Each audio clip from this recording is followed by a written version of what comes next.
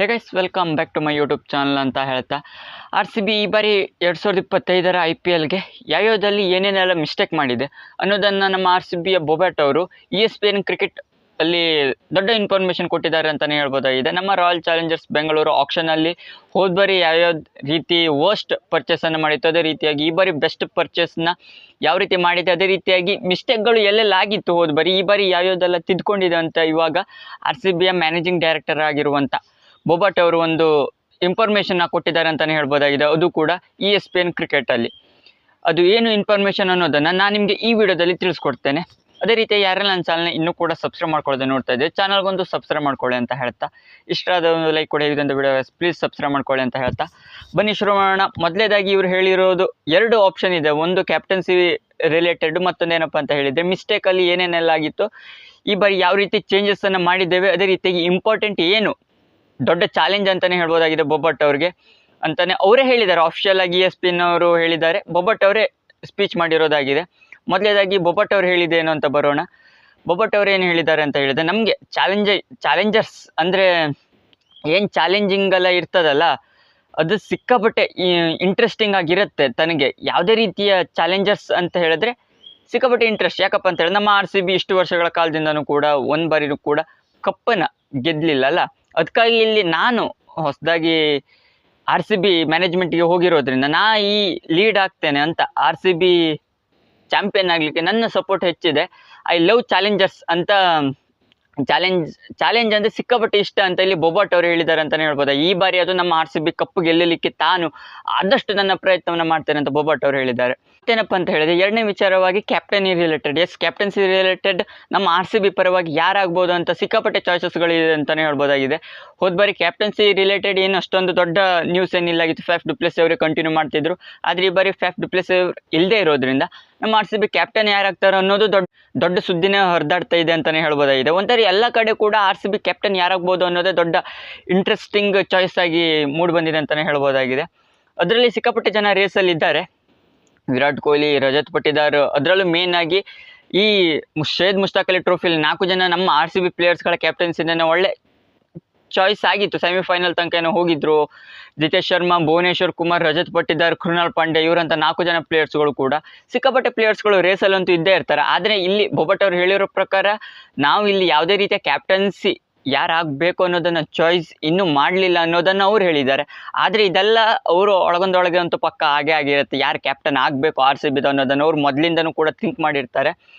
ಇಲ್ಲಿ ಸಿಕ್ಕಾಪಟ್ಟೆ ಪ್ಲೇಯರ್ಸ್ಗಳು ರೇಸಲ್ಲಿ ಇರೋದ್ರಿಂದ ರಜತ್ ಪಟ್ಟಿದಾರ್, ಕೃಣಾಲ್ ಪಾಂಡ್ಯ, ಹ್ಯಾಸಲ್ವುಡ್, ಭುವನೇಶ್ವರ್ ಕುಮಾರ್, ಜಿತೇಶ್ ಶರ್ಮಾ, ವಿರಾಟ್ ಕೊಹ್ಲಿ, ಅದೇ ರೀತಿಯಾಗಿ ಲಿವಿಂಗ್ಸ್ಟೋನ್, ಫಿಲ್ ಸಾಲ್ಟ್ ಇರುವಂಥ ಪ್ಲೇಯಿಂಗ್ 11ನಲ್ಲಿ ಇರುವಂಥ ಎಲ್ಲ ಜನರಲ್ಲಿ 8 ಜನ, ನನ್ನ ಪ್ರಕಾರ 8 ಜನ ಹತ್ತತ್ರ ಎಲ್ಲ ಕ್ಯಾಪ್ಟನ್ಸಿ ರೇಸಲ್ಲಿ ಇರೋರು ಅಂಥವ್ರಾಗಿರೋದ್ರಿಂದ ಇದರಲ್ಲಿ ನಮ್ಮ RCB ಯಾರನ್ನ ಹೆಚ್ಚು ಪ್ರಿಫರೆನ್ಸ್ ಆಗಿ ನನ್ನ ಪ್ರಕಾರ ಇದರಲ್ಲೂ ಕೂಡ ವೋಟಿಂಗ್ ಚಾಯ್ಸಸ್ನ ತರ್ಬೋದು. ಯಾವ ರೀತಿ ನಮ್ಮ RCB ಫ್ಯಾನ್ಸ್ಗಳು ಯಾವ ರೀತಿ ಎಕ್ಸ್ಪೆಕ್ಟೇಷನ್ ಇಟ್ಟಿದ್ರು, ಅದೇ ರೀತಿಯಾಗಿ ವೋಟಿಂಗ್ನ ತರ್ಬೋದು. ಯಾರು ಹೆಚ್ಚು ಪರ್ಸೆಂಟೇಜ್ ಬರುತ್ತೋ ಅವರಿಬ್ಬರ ನಡುವೆ ಯಾರು ಕ್ಯಾಪ್ಟನ್ ಆಗ್ಬೋದು ಬೇಕು ಅನ್ನೋದನ್ನು ಫ್ಯಾನ್ಸೇ ಡಿಸೈಡ್ ಮಾಡ್ತಾರೆ. ಅದರಲ್ಲಿ ಮೇನ್ ಹೆಚ್ಚಿನ ಪ್ರಿಫರೆನ್ಸ್ ಆಗಿ ನನ್ನ ಪ್ರಕಾರ ಫೈನಲ್ಗೆ ಹೋಗಿರುವಂಥ ಮಧ್ಯಪ್ರದೇಶನ ಕ್ಯಾಪ್ಟನ್ ಆಗಿರುವಂಥ ರಜತ್ ಪಟ್ಟಿದಾರ್ ಅವರು ಒಂದು ಒಳ್ಳೆ ಚಾಯ್ಸ್ ಆಗಿರ್ತಾರೆ. ಅದೇ ರೀತಿಯಾಗಿ ಎರಡನೇದಾಗಿ ನಮ್ಮ ಚಾಯ್ಸ್ ಆಗಿ ವಿರಾಟ್ ಕೊಹ್ಲಿ ಅವರು ಇರಬಹುದು ಅಂತ ನನ್ನ ಪ್ರಕಾರ ಅನ್ನಿಸ್ತಾ ಇದೆ.